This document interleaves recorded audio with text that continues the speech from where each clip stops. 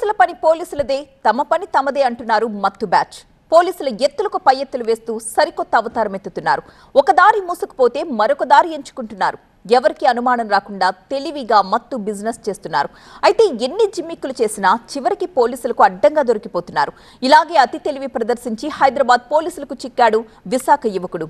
ఆ కథేంటో ఈ స్టోరీలో చూద్దాం. పైకి కనిపించేదేమో ఐస్ క్రీమ్ బిజినెస్, కానీ దాని వెనుక సాగేది మాత్రం గంజాయి దందా.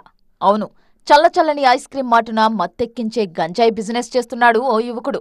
విశాఖ గాజువాకకు చెందిన రాజు ఐస్ క్రీమ్ బిజినెస్ చేస్తూ గంజాయి పెడ్లర్ అవతారం ఎత్తాడు. ఎవరికీ అనుమానం రాకుండా ఆర్డర్స్ మీద గంజాయి సప్లై చేస్తూ ఈజీ మనీకి అలవాటు పడ్డాడు. అయితే హైదరాబాద్ పోలీసుల కళ్ల నుంచి తప్పించుకోలేకపోయాడు.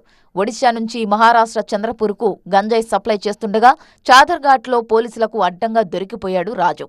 బస్సు కోసం వేచి చూస్తున్న అతడిని అరెస్టు చేసి 62 కేజీల గంజాయిని సీజ్ చేశారు. నూతన సంవత్సర శుభాకాంక్షలతో మెడికవర్ ఫెర్టిలిటీ మీకు అందిస్తోంది ఉచిత కన్సల్టేషన్ మరియు అల్ట్రాసౌండ్ స్కానింగ్. అలాగే సీమెన్ అనాలిసిస్ పైన 50% డిస్కౌంట్, సాధారణ రక్త పరీక్షలపైన 10% డిస్కౌంట్ తో పాటు IUI ఉచితం. అయితే గంజాయి సప్లై చేస్తూ రాజు పట్టుబడటం ఇది మొదటిసారి కాదంటున్నారు పోలీసులు.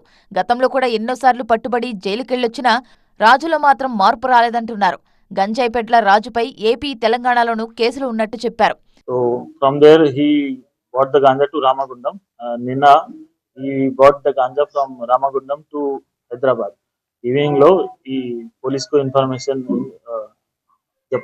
when police got the information, immediately police apprehended the accused person. Hyderabad మాదాపూర్లో మరో గంజా ముఠా పట్టుబడింది.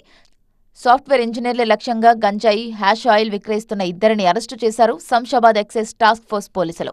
వాళ్ల నుంచి 830 గ్రాముల గంజాయి, 14 గ్రాముల హ్యాష్ ఆయిల్ స్వాధీనం చేసుకున్నారు.